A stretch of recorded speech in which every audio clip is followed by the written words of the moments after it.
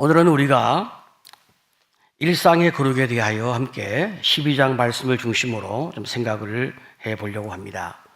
먼저 우리가 출산의 문제를 좀 생각해 봅시다. 아이를 낳음으로 생육하고 번성을 하신 하나님께서 주신 이 창세기의 말씀에 순종하는 것은 얼마나 중요한 문제고 얼마나 큰 문제가 되겠습니까? 하나님께서는 우리가 가정을 이루고 자녀를 낳아서 하나님 말씀 안에서 잘 양육함으로 말미암아 우리의 가문이 영적으로 더 풍성해지는 것을 우리 주님이 너무 축복하시고 또 아주 기뻐하시고 또 그런 일들을 하나님께서 처음부터 디자인하셔서 우리에게 은혜로 허락하셨습니다. 자, 이런 과정 중에서 하나님이 이 출산에 대하여 아주 관심이 많으신데 출산에 관한 성경의 규례를 간단하게 정리하면 산모가 출산하게 되어질 때 정해진 기간 동안 부정하고 그 다음에 그 기간이 지나게 되어지면 번제와 속죄제를 주님 앞에 올려서 본래의 삶으로 회복되도록 그렇게 주님이 축복하셨습니다. 먼저 아들을 낳으면 7일 동안 부정하고 이 기간 동안 어떤 사람도 산모와 가까이 해서는 안 되는 것입니다. 산모의 산후조리를 도와준 사람도 산모와 똑같이 부정해지기 때문에 그는 이미 마음의 준비를 하고 산모를 돕는 역할을 감당해야 했습니다. 아들을 낳은 지 8일째 되는 날 이제 또 성경이 말씀한 하나님이 명령하신 할례를 행하게 되는 것입니다. 이것은 이 아이가 하나님의 자녀로서 앞으로 누릴 수 있는 특권을 이제 누릴 수 있는 그 자격을 부여함과 동시에 주님의 백성으로서 주님이 기뻐하시는 말씀에 순종하는 의무를 또한 지니는 아주 귀한 표식이 되어지는 것입니다. 그리고 그 이후에 33일은 출산한 어머니의 산혈이 깨끗해지는 기간입니다. 이 기간 동안에는 산모는 부정하게 여겨지기 때문에 성소에 들어갈 수는 없는 것입니다. 한마디로 정리하면 하나님이 아들을 낳은 산모의 산후 몸조리를 위해서 40일 동안 허락하셨다. 그렇게 우리가 이해하면 되겠습니다. 딸을 낳을 경우에는 부정한 기간이 아들의 2배가 되어지는데요. 산모는 딸을 낳고 14일간 부정하여 다른 사람과 접촉을 하면 안 됩니다. 이후 66일 동안 산혈이 깨끗해지는 그 기간 동안에 다른 사람과 접촉할 수는 있지만 성소에 들어가지는 못하는 것입니다. 그러니까 여인이 출산하면 아들을 낳을 경우에 40일, 딸을 낳을 경우에 80일 동안 부정하여 다른 사람과의 접촉을 피하면서 산후 몸조리를 하는 것입니다. 그 이후에 하나님께 나와서 번제와 속죄제를 올리는 것입니다. 물론 지금 우리 성경이 말씀하고 있는 부정한 이 기간 동안에 이 부정이라고 하는 말은 도덕적인 부정이 아니라 종교 예식적인 면에서의 부정을 의미했습니다. 자, 이러한 규례들은 말이죠, 외형적인 정결을 통하여 내면적인 정결, 영적인 정결로 나아가도록 하는 이런 하나님의 이 목적을 위해서 우리에게 제정되어진 원리였습니다. 그럼에도 불구하고 레위기 12장의 말씀은 우리의 마음에 크게 2가지 정도의 불편감을 남겨주고 있습니다. 첫 번째는 자녀를 낳는 것이 부정한 것인가 하는 문제 제기가 있게 되어집니다. 물론 자녀를 낳는 것은 부정한 것이 아니고 하나님이 아주 기뻐하시는 축복된 일입니다. 레위기 12장에 출산한 산모가 부정하다고 하는 것은 아들을 낳았기 때문에 부정한 것이 아니라 아이를 낳는 과정에서 피를 흘렸기 때문에 성경은 부정하다, 그렇게 이야기를 하는 것입니다. 성경은 피 흘리는 것을 부정하다고 봅니다. 원래 피는 생명을 상징하는 것입니다. 그런데 이제 피를 흘리는 것은 죽음을 상징하기 때문에 아이의 출산 과정에서 피 흘림으로 말미암아 그 과정에서 이제 부정하다, 이렇게 성경이 말씀하고 있는 거죠. 하지만 하나님께서 출산한 산모를 부정하다 말씀하신 것 때문에 아무도 산모에게 접촉할 수 없게 하셨고, 산모는 외부와 단절된 가운데서 자기가 보호되어져 충분한 산후조리를 할 수 있도록 하나님이 시간을 주신 것입니다. 두 번째, 우리 마음에 불편감을 주는 또 요인이 하나 있는데, 그것은 말이죠, 아들을 낳을 때보다 딸을 낳을 때 2배나 더 부정하다고 하는 것은 성차별이 아닌가, 또 이런 문제 제기가 있게 되어집니다.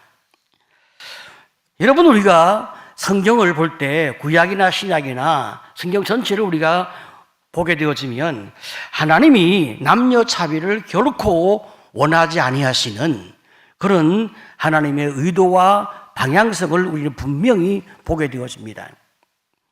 하나님은 남녀의 동등을 원하지, 서로 섬김을 원하지 차별을 원하지 아니하십니다. 다만 여자아이를 낳으면 남자아이를 낳은 것보다 더 많은 회복의 시간이 필요하다 하는 것을 하나님이 생각하신 것 같은, 이건 저의 해석입니다. 아무리 많이 생각하고 아무리 많이 고민하고 여러 많은 자료를 탐독해 보아도 이것보다 더 좋은 해석을 할 수가 없는 거예요. 다시 말하면 어린 아이라도 여자는 신체 구조상 훨씬 더 많은 보호와 돌봄이 필요하다는 것이 의학적으로 많이 입증되어지기 때문에 저는 이 해석을 하게 되어집니다. 하지만 이 부분에 있어서는 만족스러운 대답을 줄 수가 없습니다. 왜?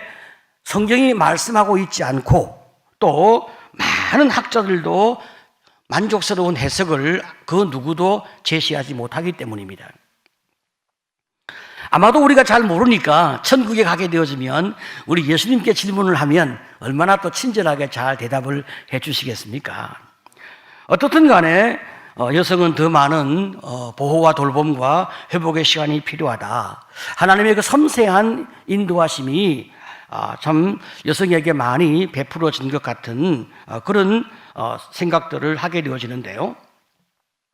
자, 남아를 낳은 경우에 40일, 여아를 낳은 경우에 80일, 정결기간이 차게 되어지면 이제 산모는 하나님께 예배를 드리러 나가는 것입니다. 그때 드리는 제사가 번제와 속죄제입니다. 속죄제는 죄를 씻어서 깨끗하게 하는 제사인데요, 출산 시에 피를 흘림으로 말미암아 부정하게 되어진 그것을 정결하게 하는 의미가 있습니다. 하지만 더 깊은 본질적 의미는 모든 사람이 태어날 때 부정한 존재, 죄인으로 태어나는 것을 기억하는 의미가 훨씬 더 큽니다. 욥기 25장 4절을 보게 되어지면 그런즉 하나님 앞에서 사람이 어찌 의롭다 하며 여자에게서 난 자가 어찌 깨끗하다 하랴, 이렇게 고백하고 있습니다.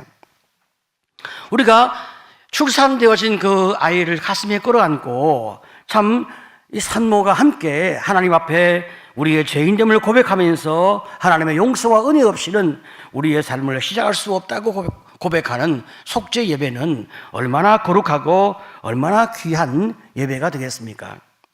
아마도 처음부터 우리가 이런 마음을 가슴에 품고 인생 삶을 살아간다면 그 삶은 얼마나 겸손하고 축복의 인생이 되겠어요. 오늘 여러분들 주님 앞에서 은혜 아니면 살아갈 수 없는 죄인임을 고백하는 성도가 되시기를 축복합니다. 또 번제를 드리려 하신 이유는 무엇일까? 번제는 말이죠, 자신을 전적으로 바치는 의미가 그 속에 있습니다. 다시 말하면 헌신의 의미가 있단 말이죠. 특별히 해산의 고통 가운데서, 그 위험 가운데서 산모와 태어날 이 태아의 생명을 지켜주신 하나님께 감사하면서 이 엄마와 아이의 삶을 바친다는 헌신의 의미가 그 속에 담겨 있습니다. 자, 이런 마음으로 주님 앞에 은혜를 입는 속죄 예배와 주님께 헌신하는 이런 제사의 마음을 가지고 인생을 살아갈 때 얼마나 그 삶이 복될까 하는 행복한 마음들이 이제 우리 마음 가운데 일게 되어지죠. 그 다음에 13장과 14장은 나병이나 악성 피부병의 진단과 그 병이 나았을 때의 정결 예식에 대한 내용이 소개되어지고 있습니다. 여기에는 말이죠, 몸에 생기는 나병이나 악성 피부병뿐 아니라 옷과 집에 생기는 악성 곰팡이, 이 모든 것에 대하여 자세하게 하나님께서 설명하고 계십니다. 먼저 몸에 생기는 나병을 어떻게 관리하라고 말씀하고 계신가? 어떤 사람에게 나병의 증세가 나타나게 되어지면 제사장에게 와서 진단하고 그 이후 2주간 격리 수용을 한 다음에 환부가 더 이상 번지지 아니하고 상처가 얇아지면 이것은 피부병이다, 그렇게 판명을 하는 것입니다. 이런 경우에 이제 제사장은 정하다 판정을 하고 옷을 세탁하고 정결하게 하는 예식을 이제 행하면 되었습니다. 그렇지만 환부가 더 퍼져 있으면 이는 나병으로 판명이 되어서 공동체로부터 격리가 되어졌습니다. 이외에도 다양한 여러 많은 경우에 나병으로 진단하는 과정이 아주 자세하게 설명되어 있습니다. 이렇게 하는 이유는 섣불리 나병으로 판명하지 못하도록 아주 세심한 과정을 두고 엄격하게 살펴보게 하였습니다. 왜냐하면 한번 나병으로 진단이 나서 이 사람이 부정환자가 되어지면 공동체로부터 격리되어서 진 밖에서 버려진 채로 혼자 살아야 하는 것입니다. 누가 와도 부정하다 외치면서 오지 못하게 스스로 그렇게 소리 지르며 외롭게 살아야 하는 그런 가혹한 인생의 참 처지가 되는 거예요. 얼마나 외롭고 얼마나 힘들고 얼마나 고통스럽겠습니까? 관계가 다 파괴되고 모든 게 다 끝나는 거예요. 그게 인생의 죽음과 같은 형벌의 의미가 그에게 주어집니다. 더 나아가서 이 사람은 먹고 사는 문제, 이 모든 것이 다 매일매일 극심한 어려움 속에서 내일을 기약할 수 없는 삶을 살게 되어지는 거예요. 자, 이렇기 때문에 굉장한 엄격한 과정을 두어서 정확한 진단을 하도록 그렇게 명령하셨습니다.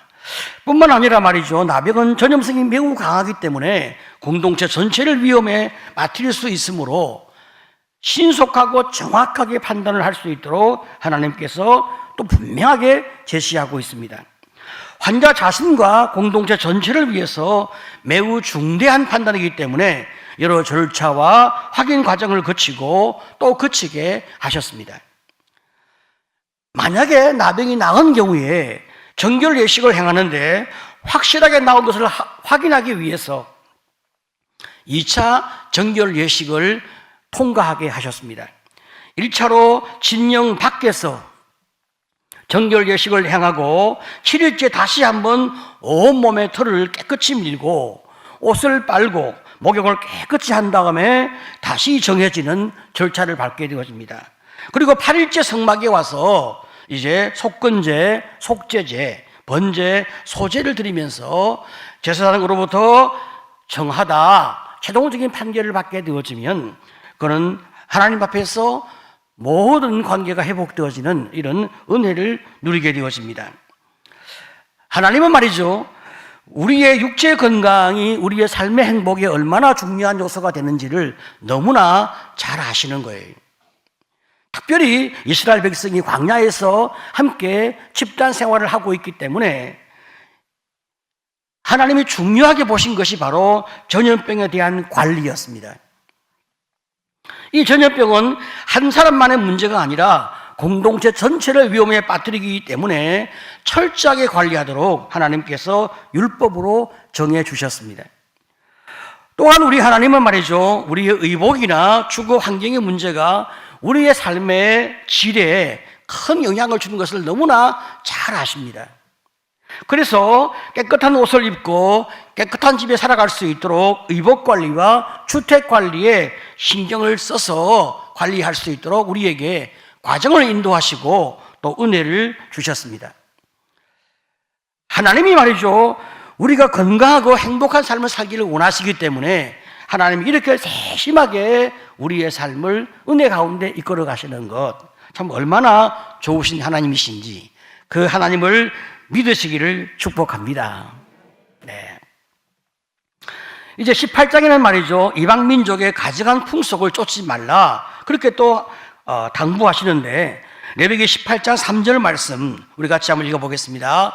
자, 시작. 너희는 너희가 거주하던 애굽 땅의 풍속을 따르지 말며 내가 너희를 인도할 가나안 땅의 풍속과 규례도 행하지 말고. 자, 여러분, 이스라엘 백성이 애굽에서 430년 동안 살았습니다. 노예로 살았지만 그 땅에서 살았습니다.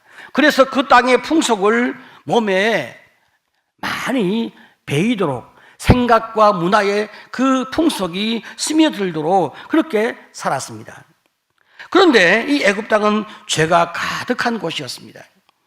하나님께서 말이죠, 이 백성을 40년 동안 은혜 가운데 인도하시면서 치료하시면서 회복해 하시면서 정결한 주님만 의지하는 백성으로 훈련시켜 놓았지만, 이제 또 가나안 땅에 들어가게 되었으면 가나안 땅은 애굽 땅보다 훨씬 더 죄가 가득하고 훨씬 더 성문화의 극심한 타락이 있는 곳이기 때문에 한 번 더 주님이 또 당부하시고 또 당부하시는 거예요. 너희를 인도할 가나안 땅의 풍속과 규례도 행하지 말아라. 참 여러분, 우리가 이런 세상의 풍속을 따르지 아니하고 구별된 삶을 살아가는 것, 이것이 거룩이잖아요. 하나님이 내게 주신 그 은혜를 우리 마음 가운데 깊이 받아들이고 수용하면서 우리의 생각과 우리의 감정과 우리의 전 인격이 이렇게 주님을 좋아하는, 이 거룩을 좋아하는 우리의 삶으로 온전히 회복되어져야만 세상의 풍속을 좋아하지 않는, 그것을 그냥 본성적으로 싫어하는 이런 스타일을 가지게 되어지는데, 정말로 이것은 많은 참 훈련이 필요한 거예요. 예배의 훈련과 말씀의 훈련과 우리의 신앙생활에 함께 공동체의 이 훈련이 있어야만 우리가 이런 문화를 우리가 마음속에 가지게 되거든요. 이런 면에서 우리는 창조의 원리를 따르는 삶에 참 질서가 필요합니다. 그리고 18장의 결론은 말이죠, 하나님이 허락하신 부부관계 외에 모든 성관계를 하나님이 금하시는 주님의 분명한 제시가 있습니다. 인간 삶의 가장 기초 공동체가 가정이기 때문에 가정을 잘 경건하게 거룩하게 아름답게 만들어 가도록 하나님께서 율법으로 정하셨습니다. 지금 세상은 말이죠, 가정을 파괴하고 가정을 없이 하려고 온갖 여러 많은 그럴싸한 그런 설득과 미화되어진 그런 법률을 제정하려고 애를 쓰고 있는 것이 전 세계의 흐름입니다. 이건 옛날도 그랬고 지금도 더 많이 극심하게 이런 일들이 일어나고 있습니다. 하지만 우리는 하나님이 말씀하신 가정을 아름답게 만들어 가는 일에, 바로 우리 자신을 거룩하게 만들어 가는 일에 더 우리가 마음을 쓸 때 우리의 삶과 우리의 가정과 우리의 모든 인간관계가 풍성하고 이 나라가 주님 안에서 번성할 줄로 믿습니다. 이제 종합해 보게 되어지면 나 자신을 향한 거룩을 만들기 위해서 우리의 일상생활 모든 영역에 하나님의 말씀의 원리에 따라 정결하게 살아가는 이런 삶의 연습이 필요합니다. 의식주와 질병의 문제, 그리고 결혼과 성의 문제, 그리고 출산과 생명의 탄생의 문제, 이 모든 것에서 우리가 주님을 바라보고 그 말씀의 원리를 우리가 수용하게 되어지면 우리의 삶에 놀라운 거룩과 큰 축복이 우리의 평생을 따르게 되어집니다. 자, 이를 위해서 레위기의 이 율법의 요구가 신약에 와서는 로마서에서 이렇게 확장되어지는데요. 로마서 12장 1절 2절 말씀 우리 같이 한번 읽어보겠습니다. 자, 시작. 그러므로 형제들아, 내가 하나님의 모든 자비하심으로 너희를 권하노니 너희 몸을 하나님이 기뻐하시는 거룩한 산 제물로 드리라. 이는 너희가 드릴 영적 예배니라. 너희는 이 세대를 본받지 말고 오직 마음을 새롭게 함으로 변화를 받아 하나님의 선하시고 기뻐하시고 온전하신 뜻이 무엇인지 분별하도록 하라. 자, 여러분, 우리의 몸을 깨끗하게 하는 것을 넘어서서 우리의 몸이 하나님께 드리는 거룩한 산 제물이 되어가는 것, 이것이 우리가 거룩을 향한 목표인 것입니다. 내 몸은 내 몸이 아니라 하나님의 성령이 거주하시는 성전이기 때문에 우리가 우리의 삶을 통하여 하나님께 더 이 거룩과 영광을 올려드리는 그런 삶의 연습을 우리가 계속 해가는 것, 바로 이것이 이 세대를 본받지 않는 삶의 모습입니다. 지금 우리가 살고 있는 이 세대의 풍속도 사실은 레위기의 그 말씀에 따라서 가나안 땅의 풍속과 별로 다르지 않습니다. 하지만 우리가 이 시대를 이길 수 있는 힘은 여호와를 바라볼 때 하나님이 주시기 때문에 우리는 걱정할 것도 없고 두려워할 것도 없습니다. 주님만 바라보고 주님만 의지하면 하나님이 주시는 능력과 힘으로 우리가 거룩할 수 있고 거룩의 충만함을 입을 수 있고 거룩을 우리 가정에, 우리의 인간관계에 흘려보내는 그런 축복의 통로가 될 수 있기 때문에 우리는 말씀에 의지하고 주님만 바라보면 우리의 인생이 형통해지는 줄 믿으시기를 축복합니다. 오늘도 몸과 마음과 정성과 힘을 다하여 거룩의 능력을 회복하는 성도가 되시기를 축복합니다.